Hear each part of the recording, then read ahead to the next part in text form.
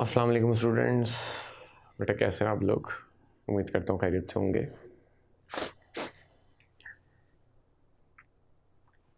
चलते हैं बेटा अगले काम पे। देखो, जब भी हम सॉल्ट को वाटर में डालते हैं तो आपको पता है कि बेटा वाटर की जो पीएच होती है, वाटर न्यूट्रल होता है, वाटर की पीएच 7 होती है। तो जब भी आप सॉल्ट को पानी में डालते हो तो दो काम हो सकते हैं।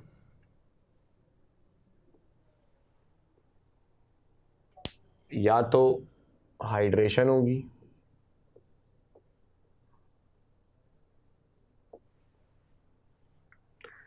हाइड्रेशन का मतलब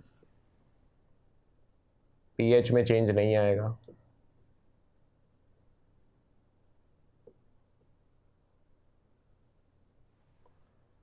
और पीएच में कब चेंज नहीं आएगा बेटा?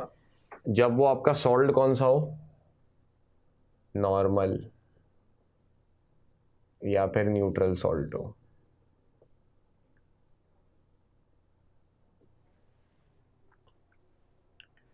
दूसरा काम क्या हो सकता है? सॉल्ट को पानी में डाल के बेटा हाइड्रोलिसिस हो सकती है। हाइड्रोलिसिस हो रही है, इसका मतलब हाइड्रोलिसिस आपने पढ़ा होगा जिसमें वाटर की पीएच चेंज हो जाए। पीएच चेंज कब होगी? जब बेटा या तो आपका सॉल्ट एसिडिक हो या फिर बेसिक हो।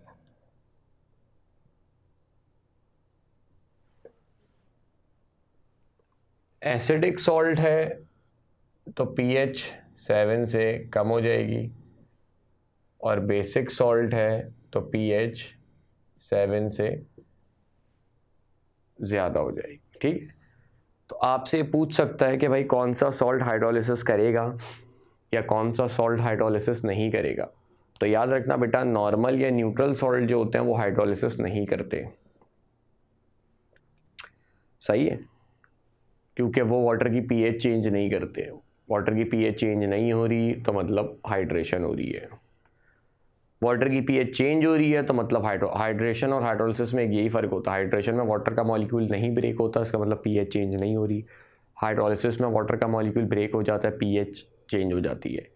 तो नॉर्मल सॉल्ट वाटर की पीएच चेंज नहीं करते, इसका मतलब हाइड्रेशन करते हैं, वो हाइड्रोलिसिस नहीं करते।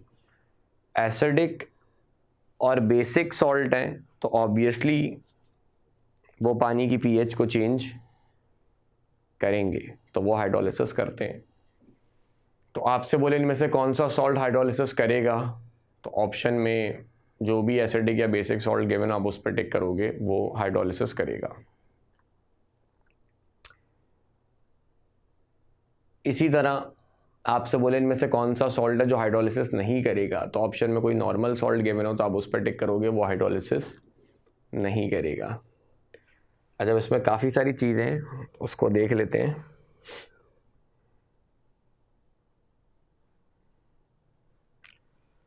सबसे पहले आपके पास सॉल्ट,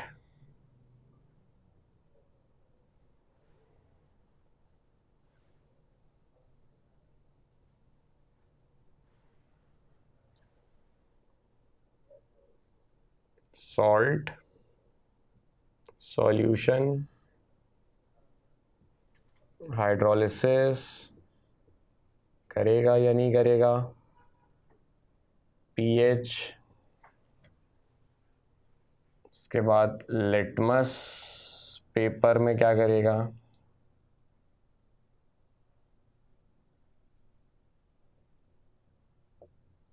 फिनोफ्थलीन में क्या करेगा, मिथाइल ऑरेंज,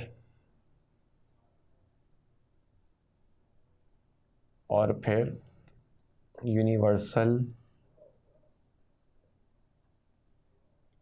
इंडिकेटर।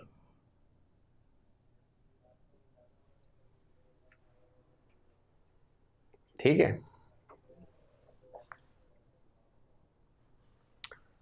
सबसे पहले कोई सॉल्ट ले लेते हैं, मिसाल के तौर पर NH4Cl।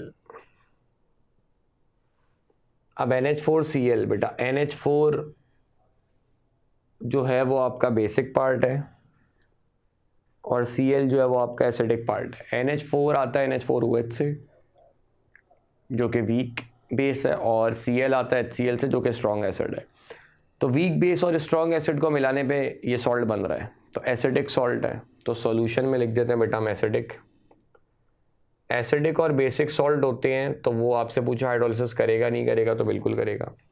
एसिडिक सॉल्ट है तो pH 7 से कम हो जाएगी, लेस देन 7, ठीक है। जितनी भी एसिडिक चीज़ें होती हैं वो बेटा लिटमस को लाल में कन्वर्ट कर देते हैं। पिछली क्लास में भी देखा था, एसिड ब्लू लिटमस को रेड में कन्वर्ट करते हैं। सिर्फ लिटमस को ही नहीं, जितने भी इंडिकेटर्स हैं सिवाय फेनोफ्थलीन के, उन सबको लाल में कन्वर्ट कर देते हैं। और फेनोफ्थलीन तो आपने देखा होगा प्रैक्टिकली, जब हम इसको एसिड में डालते हैं तो कोई कलर नहीं आता, कलरलेस होता है, सही है। तो एसिड में सारे इंडिकेटर लाल हो जाते हैं सिवाय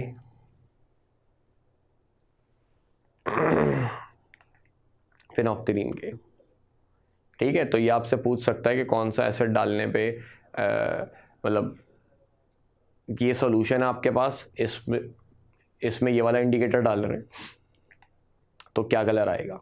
तो देखना, अगर वो सॉल्यूशन आपका एसिडिक है तो उसमें कोई भी इंडिकेटर डालोगे रेड कर देगा सिवाय फेनोफ्थलीन के। अच्छा, Na2CO3 बेटा, Na बेसिक पार्ट है, CO3 एसिडिक पार्ट है।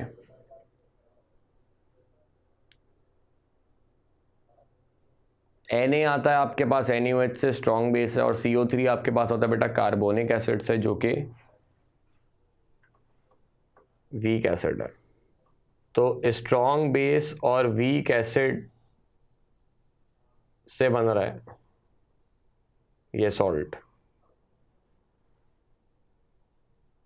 स्ट्रॉन्ग एसिड स्ट्रॉन्ग बेस और वीक एसिड से बन रहा है, तो इसका मतलब बेटा बेसिक सॉल्ट है ये आपका। बेसिक सॉल्ट है तो ये भी हाइड्रोलिसिस करेगा, pH 7 से ज़्यादा होगी। लिटमस के दो कलर होते हैं, एसिड में लाल है तो बेस में ब्लू होगा, ये बात हमने पिछली क्लास में खैर पढ़ी भी थी। फेनोफ्थलीन को आपने देखा होगा, जब ब्यूरेट से बेस डालते हैं तो उसके बाद कौन सा कलर आ जाता है, पिंक कलर। इसकी सेपरेट फैन बेस होती है स्टूडेंट्स के दरमियान। मिथाइल ऑरेंज, ऑरेंज नाम है, मतलब न्यूट्रल फॉर्म में ऑरेंज होगा, एसिड में लाल है, तो लाल के साथ कौन सा कलर मिलाओ कि बेटा ऑरेंज बनेगा, तो येलो। तो मिथाइल ऑरेंज बेस में येलो होता है। यूनिवर्सल इंडिकेटर का कलर क्या होता है बेस में वो बताता हूँ। एक और देख लो, NaCl। NaCl बेटा आपका न्यूट्रल सॉल्ट होता है। न्यूट्रल सॉल्ट है तो हाइड्रोलिसिस नहीं करेगा, pH 7 ही रहेगी।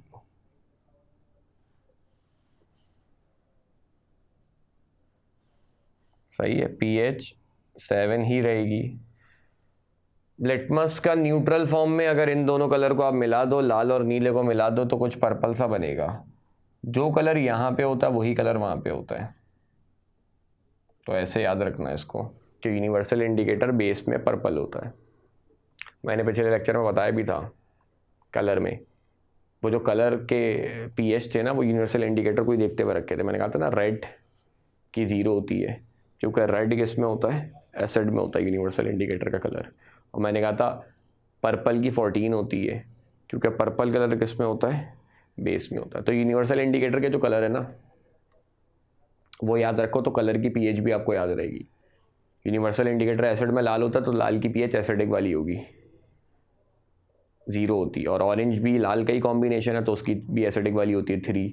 येलो भी उसका कॉम्बिनेशन है तो उसकी भी स्लाइटली एसिडिक वाली होती है 3। फिर ग्रीन पे आपका न्यूट्रल होता है, तो यूनिवर्सल इंडिकेटर जो है वो न्यूट्रल फॉर्म में ग्रीन होगा,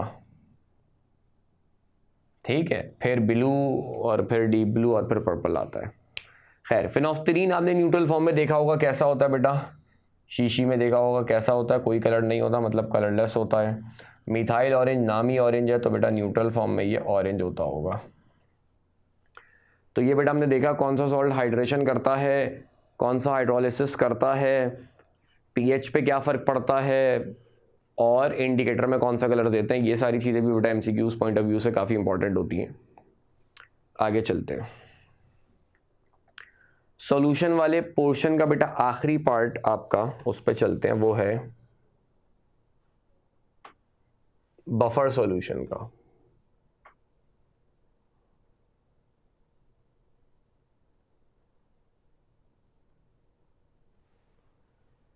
बफर सॉल्यूशन क्या होता है? A solution which tends to resist change in its pH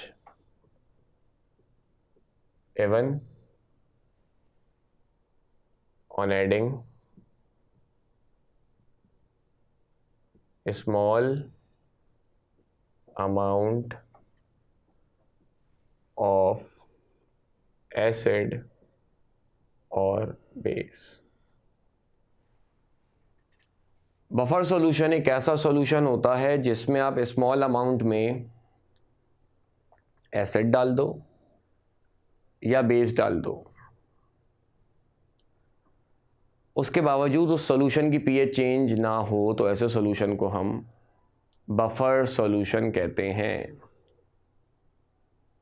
ठीक है, नॉर्मली अगर आपके पास कोई न्यूट्रल चीज़ है, आप उसमें कोई एसिड डाल दो तो उसकी पीएच 7 से कम हो जाएगी, अगर आप कोई बेस डाल दो तो उसकी पीएच 7 से ज़्यादा हो जाएगी। मगर बफर सॉल्यूशन एक ऐसा सॉल्यूशन होता है जिसकी पीएच चेंज नहीं होती एसिड और बेस के डालने के बावजूद। स्मॉल अमाउंट, बहुत ज़्यादा डालोगे तो चेंज हो जाएगी, लेकिन अगर स्मॉल अमाउंट में आप एसिड या बेस डालो तो इनकी पीएच में कोई ख़ास फ़र्क नहीं, मामूली सा फ़र्क आएगा, नेग्लिजिबल आएगा, बिल्कुल ना होने के बराबर, लेकिन कोई ऐसा ख़ास फ़र्क इनमें नहीं पड़ेगा। तो ऐसे सॉल्यूशन को हम बफर सॉल्यूशन कहते हैं। मिसाल के तौर पर बफर सॉल्यूशन की कोई मिसाल, तो बफर सॉल्यूशन की बेटा अगर मैं मिसाल दूं आप लोगों को,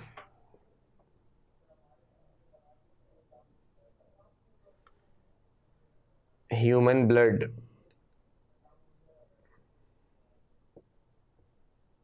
की मिसाल ले लो। आपका जो ब्लड है उसकी पीएच 7.35 से 7.45 के दरमियान होती है। मैंने कहा था पीएच वाला टेबल भी पढ़ने को, उसमें डिफरेंट चीज़ों की पीएच है, उसमें ब्लड की पीएच भी लिखी हुई है।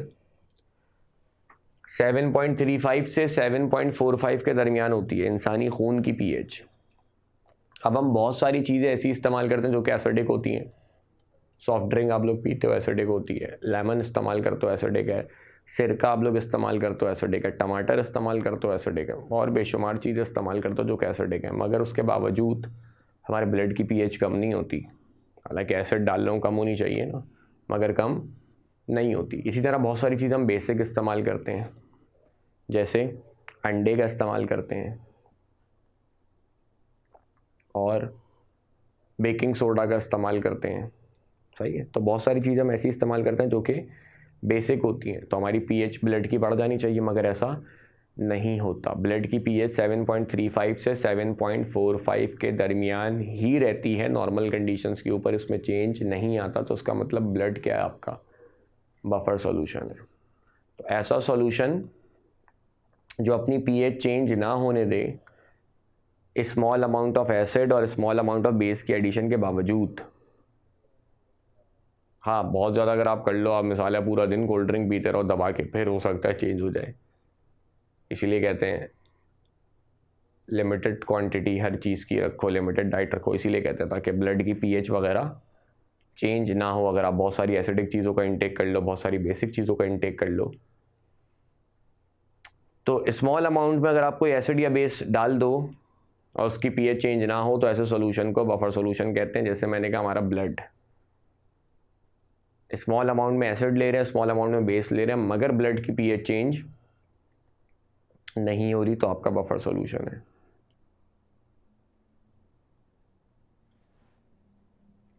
ठीक है।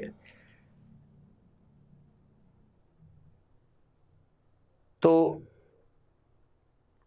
केमिस्ट्री में बहुत सारी जगह पे आपको बफर सॉल्यूशन बनाने की ज़रूरत पड़ जाती है, तो इसीलिए बफर सॉल्यूशन का टॉपिक हमारे कोर्स में डाला है। बफर सॉल्यूशन में बताएगी कि बफर सॉल्यूशन क्या होता है, मतलब ज़िंदगी में भी इसकी बड़ी इंपॉर्टेंस है। जैसे यही मिसाल हम ले ब्लड वाली, मैंने कहा ब्लड की पीएच 7.35 से 7.45 के दरमियान होती है।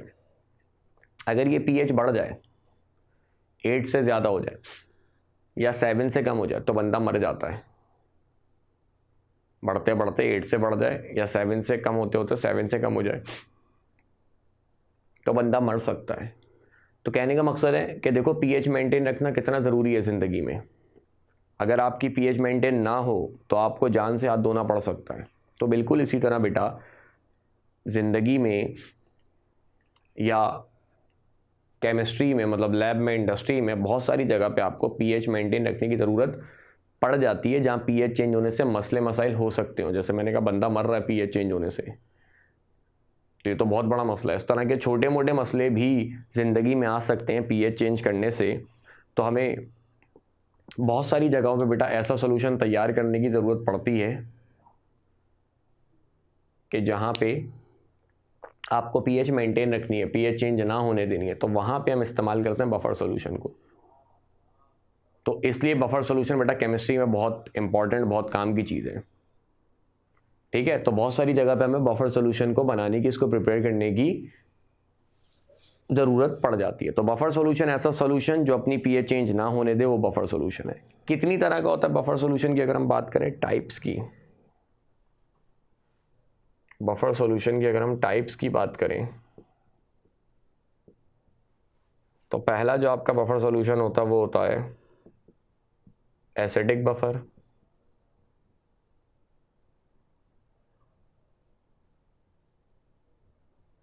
एसिडिक बफर क्या होता है? एसिडिक बफर बनता है weak acid and it's salt with strong base.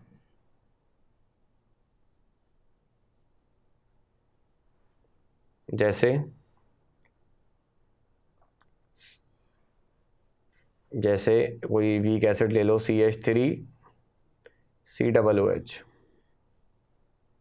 और साथ में इसी एसिड का सॉल्ट हो, उसी एसिड का सॉल्ट होना चाहिए।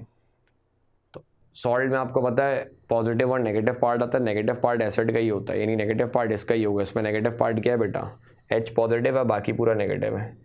CH3COO ये नेगेटिव पार्ट है। और सॉल्ट में जो पॉजिटिव पार्ट होता है बेटा वो एसिड का नहीं होता, वो बेस का होता है। और बेस क्या होना चाहिए? Salt with strong base. तो स्ट्रॉन्ग बेस सोचो कोई NaOH, KOH, NaOH का Na पकड़ लो या KOH का K पकड़ लो, तो ये आपका एसिडिक बफर है।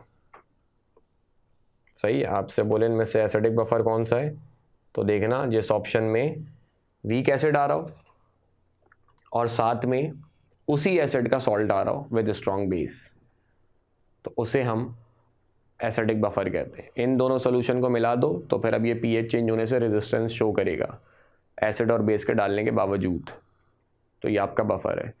और क्योंकि इसमें एसिड आ रहा है तो एसिडिक बफर है। पीएच चेंज होने से कैसे रेजिस्टेंस शो करेगा वो उसकी वर्किंग में हम समझेंगे, लेकिन फ़िलहाल मैं इसकी आपको टाइप्स बता रहा हूँ कि 2 टाइप्स होती हैं। दूसरा बेटा आपका होता है basic buffer.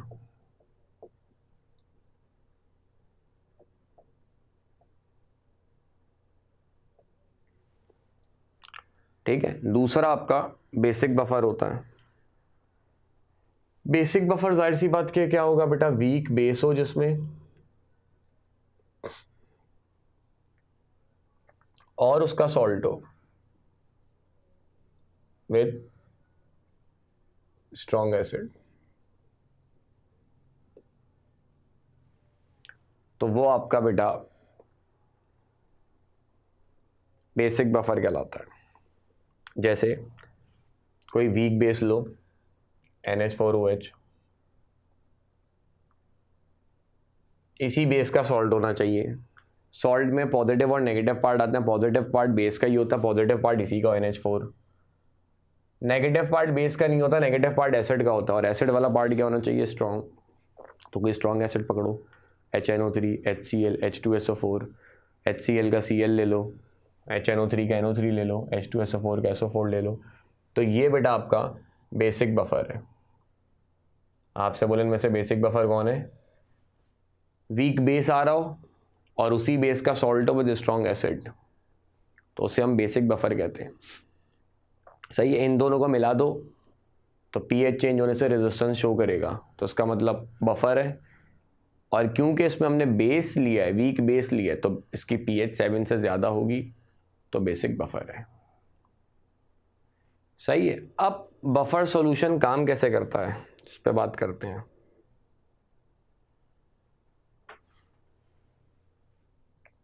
Functioning of buffer solution.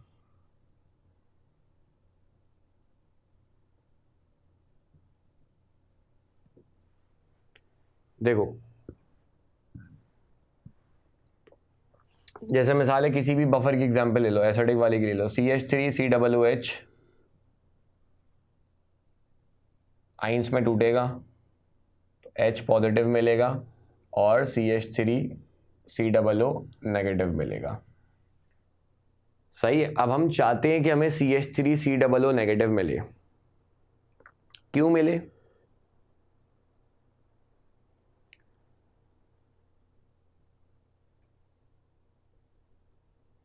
इसी तरह हम चाहते हैं कि हमें H पॉजिटिव ज़्यादा मिले। क्यों मिले, मतलब हम चाहते हैं कि ज़्यादा आइंस में टूटे, लेकिन ये वीक एसिड है, वीक इलेक्ट्रोलाइट है, तो आपको पता ही इतना आइंस में नहीं टूटेगा। हम चाहते हैं कि ज़्यादा आइंस में टूटे। क्यों टूटे उसका रीज़न समझ में आ जाएगा। तो बहरहाल फ़िलहाल अभी यूँ सोचो, हम चाह रहे हैं कि ज़्यादा आइंस में टूटे, मगर ये ज़्यादा आइंस में नहीं टूट रहा, तो इसी वजह से हमने साथ में क्या डाला है बेटा, एक स्ट्रॉन्ग इलेक्ट्रोलाइट डाला है, एसी एसिड का सॉल्ट डाला है विद स्ट्रॉन्ग बेस, ताकि ये भी टूटे और इसमें से भी आपको क्या मिल सके, CH3COO नेगेटिव मिल सके।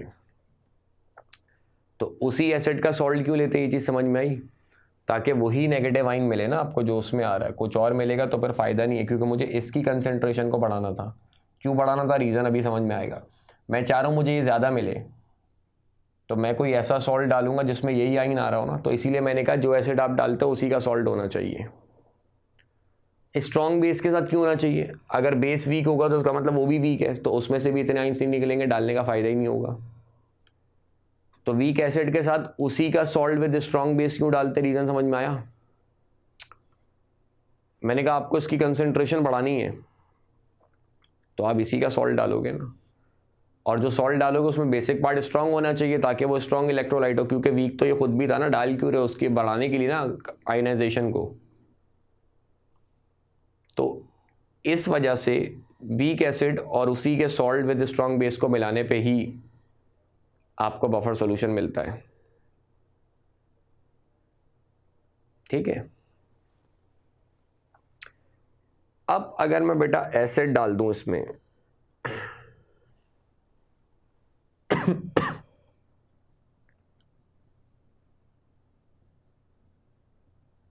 अगर मैं इसमें डाल दूं एसिड, तो एसिड बेटा आपको पता है एसिड क्या करेगा, एसिड H पॉजिटिव आइन देगा। तो वो जो एसिड ने H पॉजिटिव आइन दिए हैं बेटा, वो इन CH3COO नेगेटिव के साथ मिलेंगे और बना देंगे CH3COOH। आपने एसिड डाला, एसिड H पॉजिटिव आइन देगा, तो जैसे ही सॉल्यूशन में H पॉजिटिव आइन आएंगे pH कम हो जाएगी। लेकिन बफर सॉल्यूशन क्या है, pH को कम नहीं होने देता। क्यों नहीं कम होने देता बेटा, क्योंकि वो जो H पॉजिटिव आइन जो आपने थोड़ा सा एसिड डाला है, उसके जो H पॉजिटिव आइन है वो सॉल्यूशन में मौजूद एसीटेट आइन के साथ रिएक्शन करेंगे और CH3COOH बना देंगे, तो H पॉजिटिव आइन ख़त्म। तो सॉल्यूशन की पीएच चेंज नहीं होगी। अच्छा, अब आप सोच रहे हो कि CH3COOH भी तो बने, ये भी तो एसिड है, तो ये खुद भी तो अपने अंदर से H पॉजिटिव आइन देगा, मगर बेटा ये वीक एसिड है ना, तो इतने ज़्यादा H पॉजिटिव आइन नहीं देगा, इतना ज़्यादा आइंस में नहीं टूटेगा, मामूली सा टूटेगा जिसका फ़र्क आप नेग्लिजिबल कर सकते हो। तो इसीलिए बेटा बफर सॉल्यूशन में एसिड क्या होना चाहिए, वीक होना चाहिए। स्ट्रॉन्ग एसिड का बफर सॉल्यूशन नहीं बनता, समझ रहे हो, क्योंकि अगर ये स्ट्रॉन्ग एसिड होता तो ये बनता और ये दोबारा H पॉजिटिव में टूट जाता, तो फिर पीएच लाजमी चेंज होती, फ़ायदा ही नहीं होता, फ़र्क ही नहीं पड़ता कोई।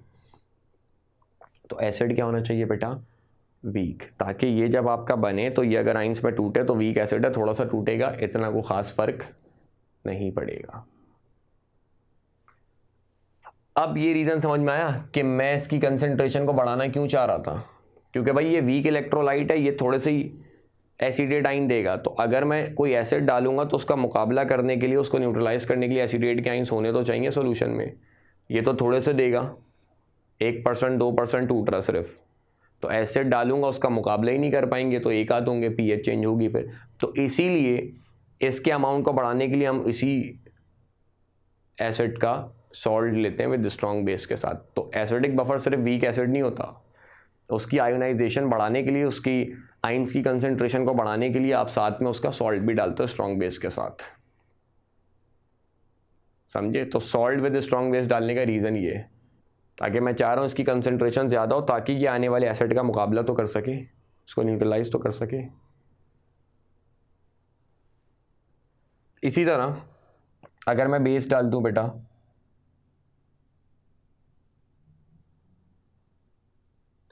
अगर मैं बेस डालूंगा तो बेटा बेस कौन सी आइन देता है, OH नेगेटिव आइन देता है। तो सॉल्यूशन में जब OH नेगेटिव आइन जमा हो जाएंगे तो पीएच बढ़ने लगेगी, मगर बफर सॉल्यूशन पीएच को बढ़ने नहीं देता। क्यों, देखो जब एसिड डाला तो एसीटेट आइन ने उसका मुकाबला किया, सही है। इसी तरह जब बेस डालूंगा तो H पॉजिटिव उसका मुकाबला करेगा, तो OH नेगेटिव H पॉजिटिव के साथ रिएक्शन करके जो है बेटा वो आपका वाटर बना देगा,